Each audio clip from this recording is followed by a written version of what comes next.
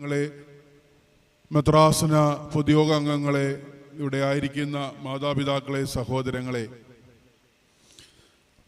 എന്നെ സംബന്ധിച്ചിടത്തോളം ഏറെ സന്തോഷമുണ്ട്. അച്ഛൻ പറഞ്ഞു ചെറിയ ഒരു ആക്സിഡന്റ് പറ്റി ചെറിയ ഒരു അസ്വസ്ഥത എനിക്കുണ്ടായെന്ന്. പക്ഷെ ചെറിയ അസ്വസ്ഥത എന്ന് പറയുന്നത് എൻ്റെ കഴുത്തിന് താഴോട്ട് ഒന്നും തന്നെ പ്രവർത്തിക്കാതെ ഞാനൊരു ജീവശവമായി പോയി എന്നുള്ളതാണ് എനിക്കുണ്ടായ അസ്വസ്ഥത. എനിക്ക് അപകടം നടന്നിട്ട് ഏതാണ്ട് 5 മാസവും 10 ദിവസവും ആകുന്നു. എനിക്ക് ആക്സിഡന്റ് നടന്ന് വണ്ടി ഇടിച്ച് എനിക്ക് നല്ല ബോധമുണ്ട്. പക്ഷെ എൻ്റെ കഴുത്തിന് താഴോട്ട് ഒന്നും തന്നെ പ്രവർത്തിക്കുന്നില്ല. കൈ പൊക്കിയിട്ടാൽ ഇങ്ങനെ ഏതാണ്ട് നമ്മൾ ഒരു കല്ലെടുത്തെറിയുന്ന പോലെയോ അല്ലെ താഴെ വീഴുന്ന ഒരു ഫീല് മാത്രമേ ഉള്ളായിരുന്നു. അങ്ങനെ ആയിരുന്നു അനുഭവം. അതായത് കൈ പൊക്കിയാലോ തൊട്ടാലോ ഒന്നും അറിയാതെ എല്ലാം മരിച്ചുപോയ ഒരവസ്ഥയിൽ നിന്ന് എൻ്റെ ദൈവം എന്നെ ഇത്രത്തോളം നടത്തി എന്നുള്ളതിനൊരു സംശയവുമില്ല. എൻ്റെ ദൈവം എന്നെ തൊട്ടത് ഞാൻ കണ്ടു. എൻ്റെ സ്വപ്നത്തിൽ ദൈവം എനിക്ക് പ്രത്യക്ഷനായത് ഞാൻ കണ്ടു. മാലാഖമാർ എനിക്കായി രാത്രിയിൽ ചുറ്റും നിന്ന് പ്രാർത്ഥിക്കുന്നത് ഞാൻ കണ്ടു. ഇതൊക്കെ എനിക്ക് മാത്രമല്ല, നമുക്ക് എല്ലാവർക്കും കഴിയും. മാമോദീസായാൽ നാം പ്രാപിച്ച ആ വലിയ വിശുദ്ധി ഉണ്ടല്ലോ, ആ വിശുദ്ധി നാം ധരിക്കുകയാണെങ്കിൽ, കുർബാനയിൽ നിന്ന് നാം അനുഭവിക്കുന്ന വിശുദ്ധി ഉണ്ടല്ലോ, അത് നാം ധരിക്കുകയാണെങ്കിൽ, നാം ക്രിസ്മസ് ദിവസങ്ങളിൽ അല്ലെങ്കിൽ ഈ ദിവസങ്ങളിൽ നമ്മുടെയൊക്കെ ഭവനങ്ങളിൽ തൂക്കിയിട്ടിരിക്കുന്ന ഒരു വസ്തുവുണ്ട്. അതിമനോഹരമായി മോടിയുള്ള വിലയുള്ള നക്ഷത്രം. അതൊരു ക്രിസ്ത്യാനിയുടെ ഭവനമാണെന്നുള്ള അടയാളവും ക്രിസ്മസിന്റെ അടയാളമായി, ക്രിസ്മസ് വരുന്നു എന്നുള്ളതിന്റെ അടയാളമായിക്കാണ് നാം അത് ഇങ്ങനെ വീടിന്റെ മുമ്പിൽ മനോഹരമായി തൂക്കുന്നത്. പക്ഷേ അത് വീടിന്റെ മുമ്പിൽ തൂക്കുവാൻ മാത്രമുള്ളല്ല, നമ്മൾ ഒരു നക്ഷത്രമായി മാറുവാൻ നമുക്ക് സാധിക്കണം.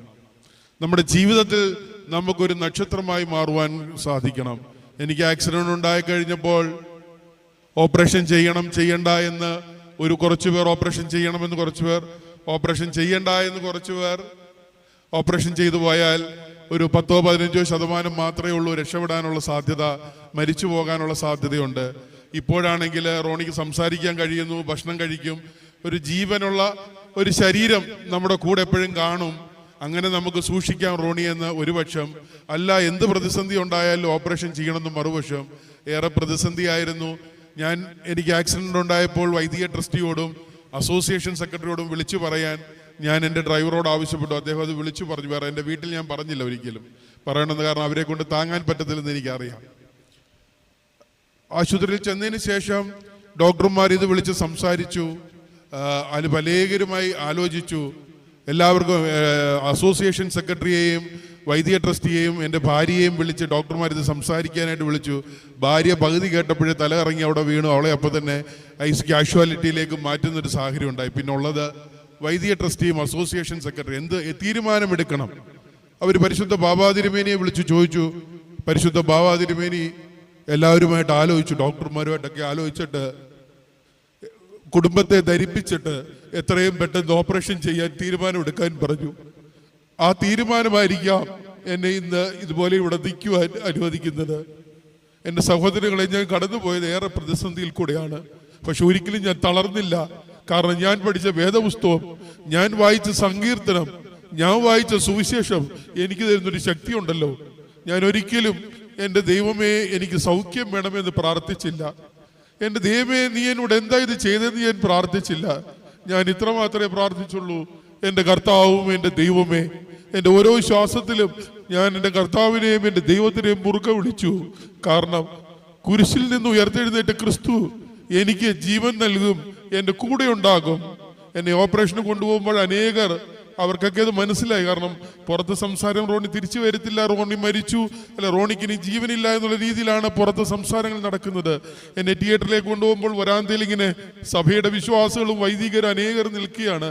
അവരെല്ലാം എന്നെ ആശ്വസിപ്പിക്കുകയാണ്. ഞാൻ അവരോട് പറഞ്ഞൊരു വാക്കുള്ളൂ, നിങ്ങൾ ആരും എന്നെ പറ്റി ഭാരപ്പെടേണ്ട, എൻ്റെ ദൈവം എനിക്ക് കൂട്ടായിട്ടുണ്ട് എന്ന് പറഞ്ഞു. പ്രിയ സഹോദരങ്ങളെ, വെറും 5 മാസം കൊണ്ട് സ്പൈനൽ കോഡിൽ C2 to C4 എന്ന് പറയുന്നത് ഈ ശ്വാസകോശത്തിന് അടുത്തുള്ള ഈ കഴുത്തിന്റെ ഏറ്റവും മേളിലാണ്, ശ്വാസകോശവുമായി ബന്ധപ്പെട്ട് നിൽക്കുന്നതാണ്.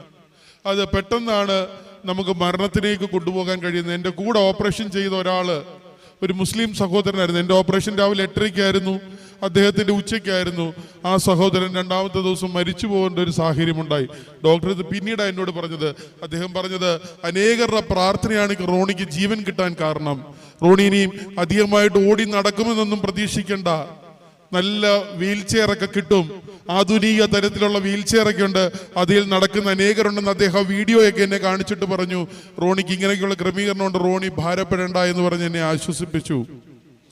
എനിക്ക് അപ്പോഴും ഒരു പ്രയാസമുണ്ടായില്ല, ഞാൻ അതിൽ ഭാരപ്പെട്ടില്ല. കാരണം എൻ്റെ ക്രിസ്തു എന്നെ നടത്തുമെന്ന് എനിക്ക് നല്ല ബോധ്യമുണ്ടായിരുന്നു.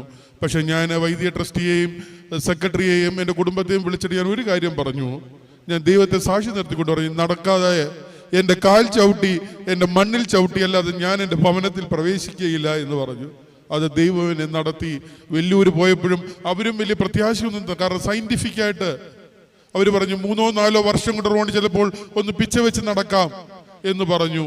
പക്ഷെ വെറും 5 മാസം കൊണ്ട് അവർ പറഞ്ഞത്, മിനിഞ്ഞാന്നും ഡോക്ടർമാർ എന്നെ ഡിസ്ചാർജ് ചെയ്തപ്പോൾ പറഞ്ഞത് ഇതൊരു മിറാക്കിളാണ്. 5 മാസം കൊണ്ട് റോണി ഇത്ര വേഗം നടക്കുന്നെങ്കിൽ അത് ദൈവത്തിൻ്റെ അത്ഭുതമാണ്, ഞങ്ങളുടെ കഴിവല്ല എന്ന് പറഞ്ഞു. എനിക്ക് സാക്ഷ്യപ്പെടുത്താൻ അനേക കാര്യങ്ങളുണ്ട്. ഞാൻ ബാഹായ റീഹാബിലിറ്റേഷൻ സെന്റർ, ഏതാണ്ട് 200 പേര് താമസിക്കുന്ന ഒരു വലിയ സെന്ററാണ്.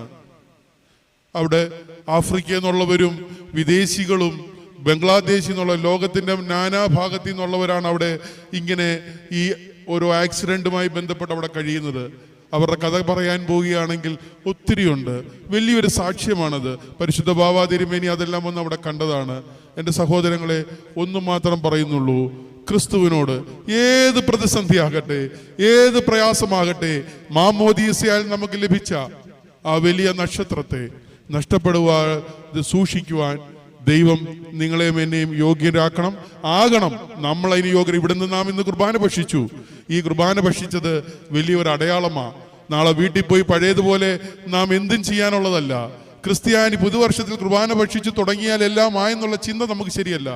കുർബാന ഭക്ഷിച്ചതാൽ പുതുക്കപ്പെട്ട നിന്റെ ശരീരം, എൻ്റെ ശരീരം പുതുക്കത്തോടെയും വെള്ള പോലെ അഴുക്ക് വെള്ളാതെ സൂക്ഷിക്കുവാൻ നാം ഓരോരുത്തരും ഇടയാകണമെന്ന് പ്രാർത്ഥിച്ചുകൊണ്ട് ഞാൻ മിനിഞ്ഞാന്ന് രാത്രി വൈകിട്ട് 5 മണിക്കാണ് ഡിസ്ചാർജ് ആയത്. ഞാൻ വീട്ടിൽ പോയിട്ടില്ല. ഞാൻ അവിടുന്ന് നേരെ ഇന്നലെ പരിമല വന്നു. ഇന്നലെ ഒരു ദിവസം പരിമലയായിരുന്നു. ഇന്ന് 1-ാം തീയതി പരിശുദ്ധ ബാവാ തിരുമേനിയുടെ കുർബാനയിൽ പങ്കെടുത്ത് തിരിച്ച് പരിമല പോയി. നാളെ ദേവലോകത്തെ പെരുന്നാളിൽ കൂടിയിട്ട് മാത്രമേ ഞാൻ വീട്ടിൽ പോകത്തുള്ളൂ. ഇതുവരെ വീട്ടിൽ പോയില്ല. ഞാൻ 3-ാം തീയതി വൈകിട്ട് മാത്രമേ എൻ്റെ വീട്ടിൽ പ്രവേശിക്കുകയുള്ളൂ എന്നുള്ള തീരുമാനത്തിലാണ് വന്നത്. എനിക്ക് ആരുടെയും ഒന്നും വേണ്ട, പക്ഷെ നിങ്ങളുടെ സ്നേഹവും പ്രാർത്ഥനയും. എനിക്ക് തളർന്ന് ഒന്നുമില്ലാതെ കിടന്ന് എനിക്ക് ഇത്രയും ദൈവം തന്നു. എൻ്റെ ദൈവം എന്നെ മനോഹരമായി നടത്തുമെന്നുള്ള കാര്യത്തിനോ, എൻ്റെ ദൈവം എന്നെ ചേർത്ത് നിർത്തുന്നു എന്നുള്ള കാര്യത്തിനോ എനിക്കൊരു സംശയവുമില്ല. ഓരോ രാത്രിയിലും എനിക്ക് സ്വപ്നം കാണുവാൻ കഴിയുന്നുണ്ട്. പണ്ടൊക്കെ ഞാൻ സ്വപ്നം കണ്ടിരുന്നത് ഞാൻ വിദേശത്ത് പോകുന്നത്, അങ്ങനെയൊക്കെയുള്ള വലിയ മനോഹരമായ സ്വപ്നങ്ങളാണ് കണ്ടുകൊണ്ടിരുന്നത്. ഇപ്പോൾ ഞാൻ സ്വപ്നം കാണുന്നത്, ഞാൻ മാലാഖമാരെ കാണുന്നുണ്ട്. ഒരു ദിവസം ഞാൻ കാണുന്നത് എൻ്റെ ബാബാ തിരുമേനി എൻ്റെ തലയ്ക്കൽ കൈവച്ച് പ്രാർത്ഥിച്ചുകൊണ്ടിരിക്കുന്നതാണ് ഞാൻ സ്വപ്നം കണ്ടത്. കാരണം എൻ്റെ ആഗ്രഹങ്ങളാണ് എൻ്റെ സ്വപ്നം. നമ്മൾ പലപ്പോഴും ആഗ്രഹിക്കുന്നതാണ് നമ്മുടെ സ്വപ്നങ്ങളായി മാറുന്നത്. ക്രിസ്തുവിനെയും ക്രിസ്തു ജീവിതവും ക്രിസ്തു സാക്ഷ്യവും ആഗ്രഹിച്ചാൽ എന്നെ പോലെ നമുക്ക് എല്ലാവർക്കും ദൈവത്തെയും മാലാഖയെയും പരിശുദ്ധന്മാരെയും സ്വപ്നം കാണുവാനും അവരുടെ സ്നേഹവും കരുതലും അനുഭവിക്കാൻ കഴിയുമെന്നുള്ളത് എൻ്റെ 5 മാസത്തെ ജീവിതത്തിൽ നിന്ന് ഞാൻ ഏറ്റ ഒരു വലിയ സാക്ഷ്യമാണ്.